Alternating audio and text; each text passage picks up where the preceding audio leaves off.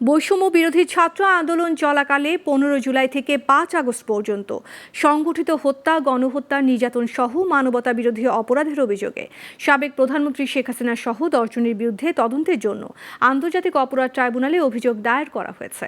বুধবার রাজধানীর ধানমন্ডিতে ট্রাইব্যুনালে তদন্ত সংস্থার প্রধান কোঅর্ডিনেটরের কাছে এই অভিযোগ করেন অ্যাডভোকেট গাজী এম.এইচ. তামিম। 5 আগস্ট সাভারে গুলিবিদ্ধ নবম শ্রেণীর শিক্ষার্থী আলিফ আহমেদ সিয়ামের বাবা বুলবুল কবিরের পক্ষে তিনি এই অভিযোগ দায়ের করেন। এতে আওয়ামী লীগ, যুবলীগ ও ছাত্রলীগ সহ অঙ্গ সংগঠনকে এই অভিযোগে দায়ী করার আর্জি জানানো হয়।